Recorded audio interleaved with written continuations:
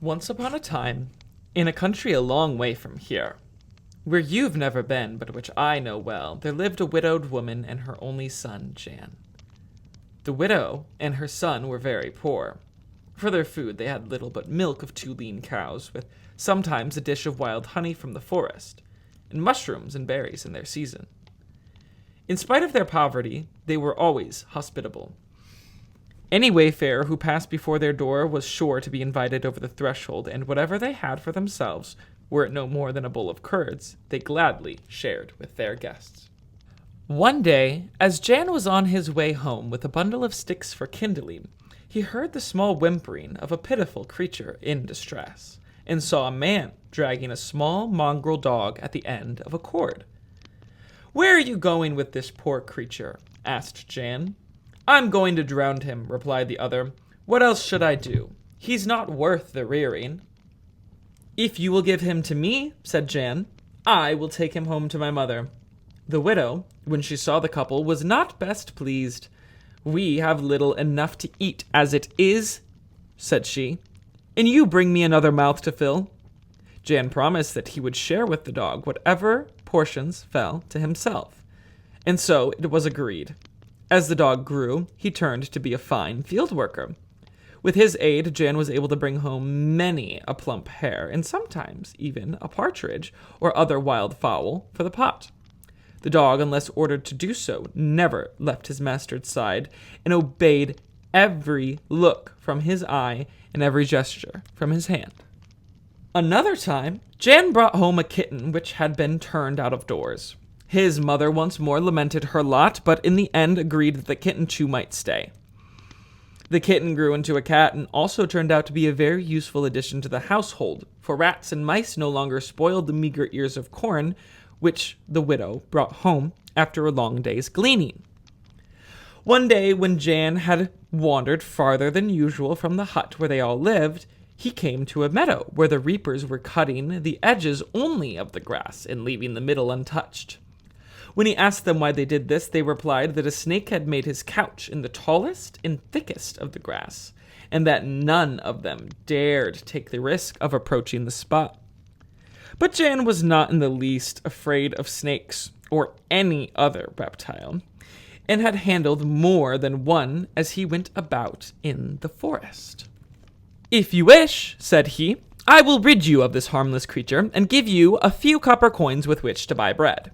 When the reapers had willingly agreed to this, Jan called out loudly, "Snake, snake, come and show yourself, and you will be mine." Then from amongst the tallest and thickest turfs of the standing grass, a shining snake came gliding out and coiled itself about his neck. So they went together to Jan's home. This time, however, the widow was truly wroth. "A cat and a dog," cried she, "are bad enough, but this time you must bring me home a snake. By what means do you suppose I am to satisfy all these mouths?" "The milk from my own breakfast will suffice," returned Jan. "You can see yourself how beautiful he is, how affectionate, how gentle. It would be more than I could do to part from him now. I would not do so for anything in the world." So the snake too joined the household, and they all lived together, the best of friends. By day the snake lay coiled in the threshold and warmed himself in the sun. At night he liked best to glide into Jan's bed and lie there with him till morning. When the cows came home from pasture, he drank the warm milk straight from their udders, and the cows themselves grew so used to him that they greeted him with fond lowing sounds. The household, instead of becoming more strained, had now more milk and cheese than ever before, and no witch dared to steal from the cows as they stood in the briar. Once, when robbers could have entered the hut, the snake hissed so loudly that the cat and dog rushed out, and the robbers were surely frightened away. Nevertheless, and in spite of being so useful and a friend to the whole household, the snake seemed always to be sad. "For what reason," asked Jan one day, "do you look so sadly on the world, my own heart?" "It is sure," returned the snake, "that you wish me well. Know then, for your part, who I am and why I cannot overcome the grief I feel. As he said this, he drew up his head proudly and uncoiled himself to his full length. "I am," said he, "a king's son. Once I lived royally in the palace of my father, whose heir I am, whose skin is marked in patterns showing all the colors of the rainbow, and on whose head sits a dandium of precious jewels. There is no other dandium in the world which can be compared with it. All the snakes of all Poland and Ruthenia are under his sway. Whoever possesses the crown of the king of snakes may command what he will, and it is instantly his. The way to my father's palace is hard to find, and great perils surround this traveler at every step. It is true that I know the way thither, but I am not strong enough by myself to brave the journey." "And how," asked Jan, "did it come about that you are now alone, and in these parts?" "One day," replied the snake, "I was sunning myself on the grass with my companions when a great stork flew over and came down beside us. My playfellows all found hiding places, but I was carried off by the terrible bird and borne far to the south. After a whole day of flight, I managed to slip out of his bill and fell among bushes, which gave me shelter, and the stork was not able to find me, although he searched until night fell. Under the cover of darkness, I glided away and hid myself in the meadows where you first saw me. And now, Jan, since you know my story, take me up, I pray you, and carry me back to my father.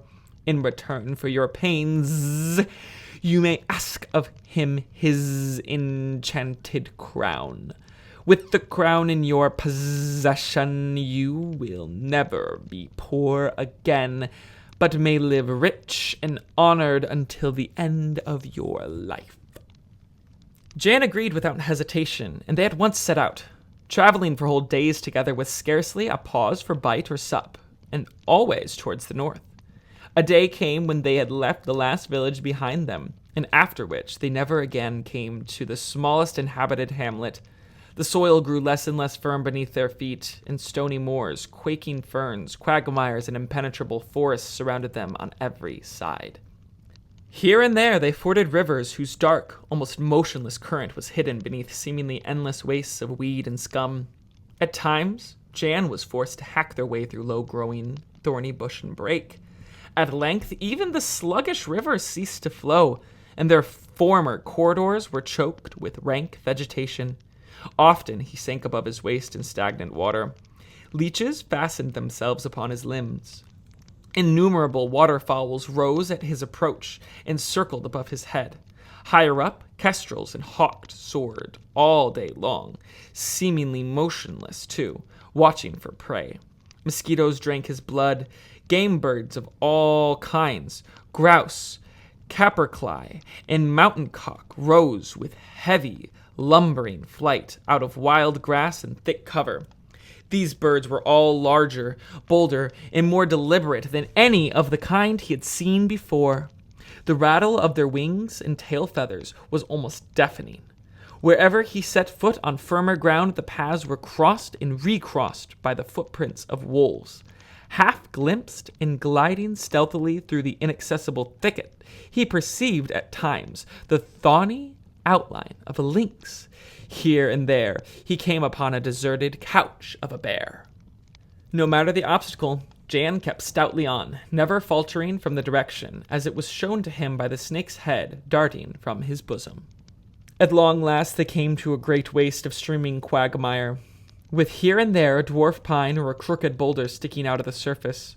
A path through this quagmire was marked out by the stumps of rotted trees. Now, guided by these slimy and time-rotting bowls, Jan perceived that he had come to the very heart of the land of snakes. Reptiles of all sizes and kinds surrounded him with writhing coils and in great festoons, shuddering along the whole length of their body with anger and malignity. At any time, or so it seemed, they might crush the life out of the daring intruder who had taken upon himself to pass the frontiers of their kingdom. Among them were reptiles also of the ordinary sort, even to the least harmful. Snakes of all hues and every marking imaginable, large and small, copper-colored and almost colorless, and the largest of all who were white and lay completely motionless, gazing with their hooded eyes straight into the furnace of the midday sun and drawing its heat into their bodies. There were gigantic boas whose very regard has such power that with it can hallucinate and immobilize every living creature. There were snakes in the likeness of dragons, part-winged, who, in the passing of 7 years, had not heard the chiming of church bells. The stoutest heart could not but be afraid, but the king's son, again putting forth his head, commanded the snakes with some password which they all obeyed. Then the whole company of snakes, great and small, made way for them, and pointed out the path they should follow, to where, far off, could be seen some enormous bifurcated pines, with thicket all about and low-growing bush. "This is the place," said the snake prince to Jan. Jan could now see within a kind of clearing, in the very heart of the brake, overgrown with mistletoe and scrub, the splendid palace glittering from roof to floor, the palace of the king of snakes.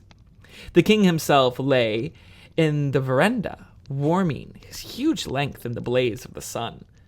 On his head was a magical crown, its jewels giving forth rays which were almost blinding. The floor on which he lay was inlaid with diamonds in a pattern of lozenges. Amazed at the sight of an unknown and human creature, the king demanded, "Unhappy young man, what do you seek here?" "I have brought back your son," replied Jan, "whom I have saved from certain death." The Snake King was filled with joy. Seeing his only son carried in the young man's bosom, he asked, "What reward do you ask in return for this service?" "I will take nothing," said Jan, "except the crown of the King of Snakes." "Ask anything else you will," said the king. "Gold, jewels, treasures of all kinds, and it is yours. But do not ask for the crown of the King of Snakes." "I will take nothing else," said Jan. "If you refuse, I will return whence I came, taking your son with me." "I perceive," said the king, "that this foolish boy has turned your head with talk of the crown. Take it, for I must not refuse what you ask. But remember, it will bring you neither happiness nor true contentment. By its power you will acquire everything which you desire for a fleeting moment, but true contentment never.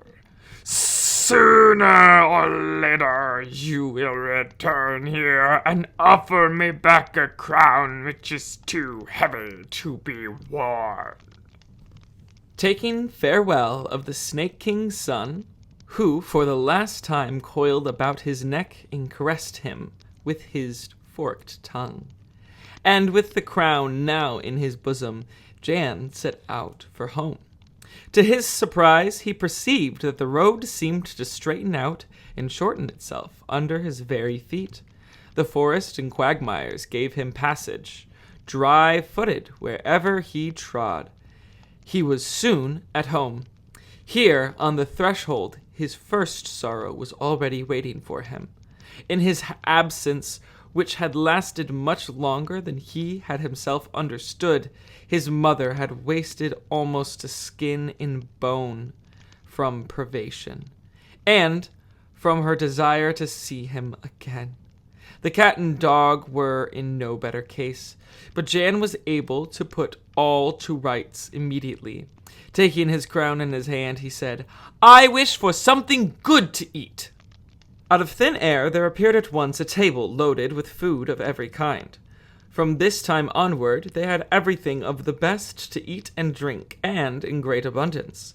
Their clothes, too, were of the softest and finest. The widow recovered her strength, and the cat and dog frisked all day long in delight. It seemed as if nobody in the world could have had more cause for happiness. Jan only in his heart was discontented, and no longer found the forest and the society of his household enough to keep him at home. One day, dressed in garments so magnificent that nothing like them had ever been seen before, with chests before him filled with the richest gifts, he set out to make sweet for the most beautiful princess in 3 kingdoms. When he arrived before the palace, the whole court was amazed at the splendor and elegance of his appearance. The horse upon which he rode was the finest in the world.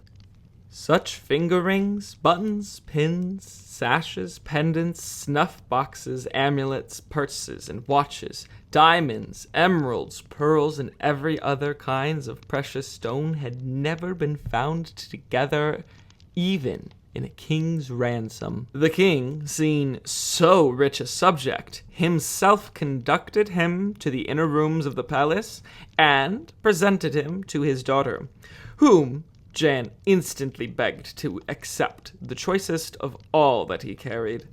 The princess, however, was the first to remark that this magnificently apparelled young man was nothing more than a simple peasant, and declared in private that her delicate nose had instantly taken offense at the smell of the bear's fat with which he had greased his beautiful yellow boots. The courtiers, accordingly, immediately began also to murmur amongst themselves, and even to pronounce aloud that the superb cavalier who outshone them all had been reared on groat's porridge, and that, were he to be smeared from head to toe with honey, he would still reek of tar. In spite of this, so bountiful and so inexhaustibly rich did he show himself to be, that they showered attention on him, and all sought his favors. When he had been at court a month, and had summoned up enough courage, he asked the king for the hand of the princess. The king, amazed at so audacious a request, cried, "My daughter has been betrothed since infancy to a prince. She loves him and he loves her, and my word must be kept." When Jan renewed his request, the king, to make a mock of him, at last said, 3 miles from here is a mountain, and beyond that, so far as the eye can reach, quagmire and marsh. Lower the mountain by half, fill the swamp with soil, and make them fertile. On the top of the mountain, cause a tall keep to rise, and beside the keep, a castle so well fortified that no enemy can take it. Within the castle, let the rooms be all of marble and crystal, and in the gardens let there be palisades and trees bearing nothing but gold and silver fruit. This saying of the king's meant that just as these things could not come to pass, so the son of a peasant could not marry the daughter of a king. When the king had spoken and all the court had made mock of the presumptuous young man, Jan went apart, and taking the crown of the king of snakes in his hand, he whispered aloud that each of these wonders should be accomplished, and in that order. Instantly everything that he demanded came to pass. When the king rose in the morning, he saw with his own eyes the mountain leveled by half its former height. On the summit of the mountain, a tall keep, a castle whose rooms were all of marble and crystal, and gardens in which palisades of trees were hung with clusters of gold and silver fruit. The quagmire, too, had been filled with fertile soil, and from all over the kingdom the people were coming to beg for a parcel of this ground. Then Jan again came and asked the king for the hand of the princess, and this time it was impossible to refuse. The princess herself consented to the marriage, and the prince to whom she had formerly been betrothed was sent away. Preparations were at once made for the wedding, but the princess was proud and could not endure in her heart that she should take for her husband a commoner and a subject. In secret, she made fun of him, complaining that his manners were those of a bumpkin, that he requested where he should have commanded, and did not know how to move with elegance or dance with grace. His conversations lacked wit, and when he took out his sword, he handled it like a flail. But to Jan himself, the princess said nothing of all this. On the contrary, wishing to establish her power over him, she spoke to him only flattering words, and charmed him by her gentleness and kindness. So, for a time, it seemed to Jan that he was happy. When the princess had completely won his confidence, she fell to asking him by what means he had lowered the mountain, caused the miraculous castle to rise, and filled the swamps with fertile soil. Unsuspecting, Jan told her the whole story, and even showed her the crown of the King of Snakes. The princess, that very day, gave a great feast, and with her own hands set before Jan all the dishes he liked best. She also poured for him into his own cup the most sparkling and potent of wines. Overcome with feasting and drinking, he fell into a deep sleep, and the treacherous princess stole from him the magic crown, and holding it in her hands wished aloud, "Oh, that I might rid myself of this bridegroom, but keep all his treasures and all his riches for myself." Having so wished, she concealed the crown about her person, and when she lay down to sleep, she kept it hidden inside her mouth beneath her tongue. Jan, in the meantime, woke from his sleep and found himself at home in the hut on the edge of the forest. With him were the faithful cat and dog, but his mother was no longer living. At first, he did not understand all that had happened, nor what so unexpected a change could mean. Then, finding that he was without the crown of the King of Snakes, he perceived the truth and how he had been betrayed. It seemed to him that he had lost everything: happiness, wealth, and love. He wept so bitterly that the cat and dog, sad at heart for their kind masters, began to ask him what could have befallen so to overwhelm him with misery. Jan told them the story of his misfortune. "If that be all," declared the faithful creatures, "let us all set forth together and seek the crown of the King of Snakes, and so return it to you, and all be as it was before." They set out at once, and after many adventures came within sight of the palace where the princess lived with her father. Consulting together, they agreed that Jan should remain in the forest, and the cat and dog reconnoiter within the palace itself. To reach the palace, they were obliged to cross the moat, which was filled with water. The cat seated herself on the dog's back, and the dog, who was an excellent swimmer, soon reached the farther side. Here they found themselves faced by a wall, which was not only very great of height, but also so smooth of surface that even the cat's claws could not anywhere find a hold on it. The animals were puzzled as to how next to proceed. Then, by good fortune, they heard, as if coming from within the wall itself, the delicate and tinkling of some gay music. They listened with bated breath. A wedding march was being played. At that moment, a whole cortege began to file past through the tiniest of holes in the wall. A mouse wedding was on its way, back from church, with the musicians going ahead and following the musicians, the parents on both sides, the matchmakers, the bridesmaids, and the best man. After these came the newly wedded couple. The bridegroom was arrayed in the finest of mouse clothing, and the bride was the prettiest and most charming mouse creature that had ever been seen. The wedding guests, the mouse mayor, and the town councilors followed the bridal pair. As the whole party, so plump, carefree, and merry, passed her by, the cat's eye almost started out of her head.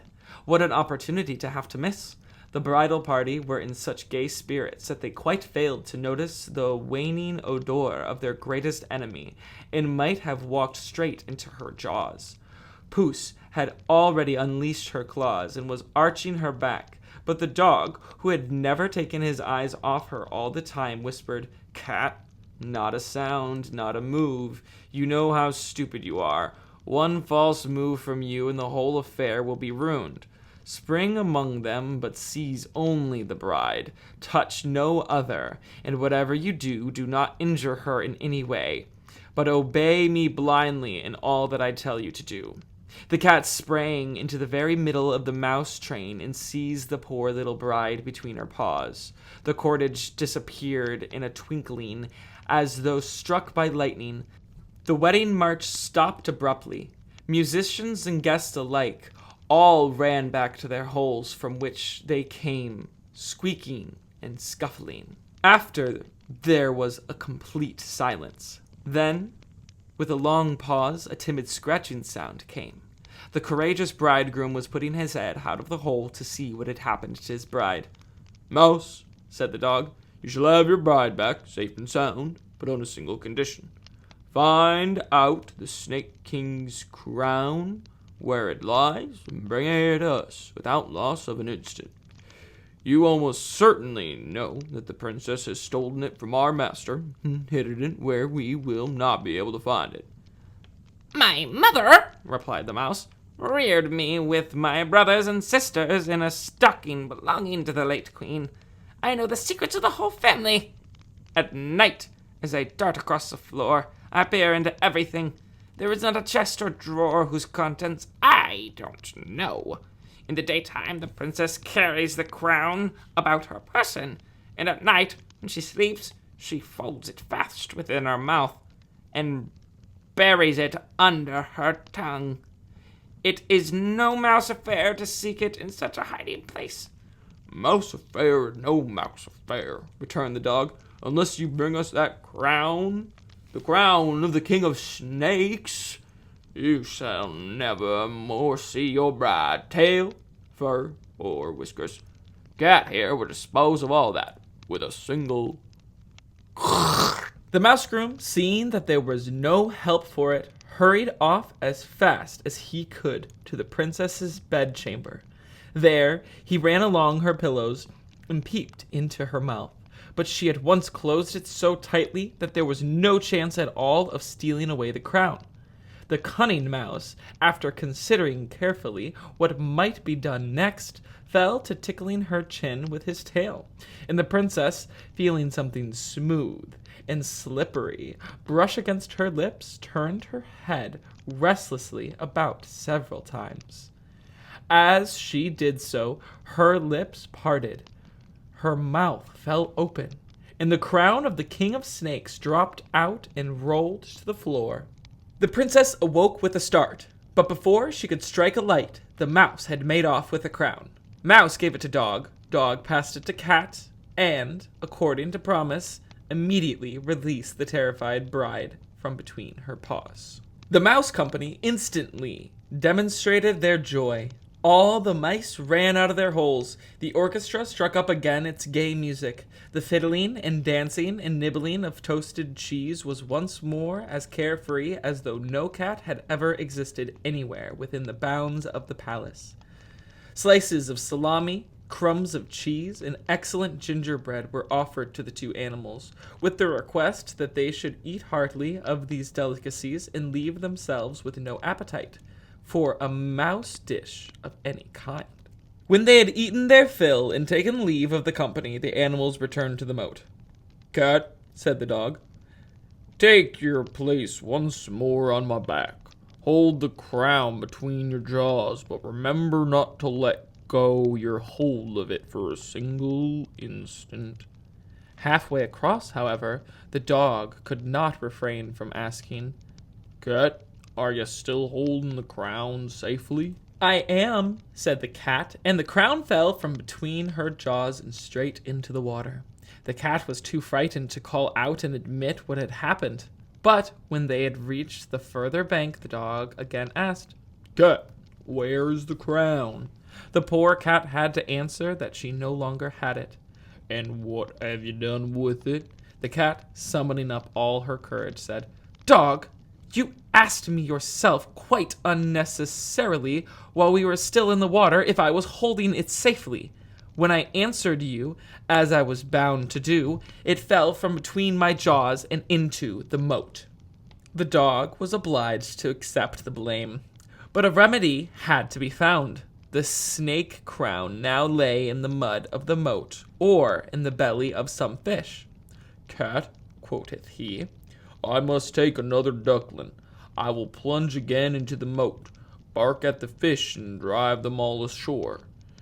Do you with your sharp claws rip them open. Perhaps we may find that one of them has swallowed the dandium we seek. In no time at all, the bank was piled with the carcasses of fish whose bellies had been split open by the cat. The king of the fish, in great indignation, swam in person close to the pair and demanded, What is the reason for this massacre? What harm have we fish people done to you? What ransom do you require? We have lost the crown of the king of snakes, replied the dog. It is the property of our master, and until we get it back, I have no choice but to go on catching fish in this way, and cat will continue to open their bellies with her claws. Then the fish king called all his people together and bade them declare which of them had swallowed the snake king's crown. After a long delay, while each fish in turn declared that it knew nothing of the crown, one poor little fish, the least important of them all, confessed that it was she who had swallowed it, imagining in her simplicity that it was something good to eat. In this way, the crown was once more recovered. The dog, after this, did not allow the cat to take any further charge of the crown. The cat was the best of creatures, but really very unintelligent. No further adventure befell them, and they brought the crown safely to Jan, where he waited in the forest. Jan thanked the animals warmly, and now they all went openly together to visit the king, who, it turned out, knew nothing of all that had taken place. The princess, said Jan, betrayed me. She stole from me when I would have never have given her of my own free will, and turned me out of the palace to perish of want, which I should certainly have done but for the good offices of these faithful animals. At this the king was very wroth and declared that the princess should be punished as she deserved. Were she ever so many times a king's daughter, demanding that Jan himself should name her punishment. Among other things, he suggested that she might be turned into a toad. But Jan, who remembered what the king of the snakes had said to him long ago, when he asked to be given the crown in exchange for a good deed, refused. Let the princess, he said, marry the prince to whom she was betrothed since childhood, and I and the cat and the dog will travel together again through the wild world.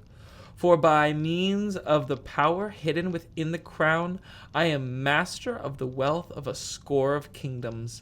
I can level mountains, turn waste places to gardens, build palaces and hang trees with golden and silver fruit, but I cannot command the affection of one human heart.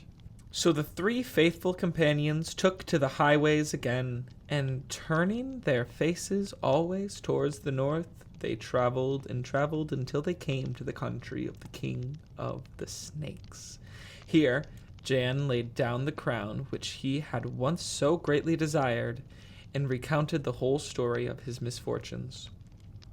I told you, said the King of Snakes, that this crown brings no mortal true happiness, for there is no such thing on earth.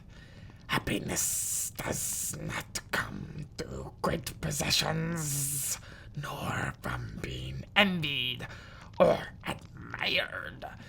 Love itself cannot confer lasting happiness, for love too sooner or later vanishes with the rest.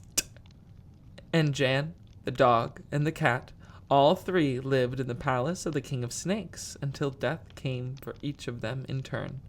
And this very long time since, there is nothing left of them, except in the memory of a very few people.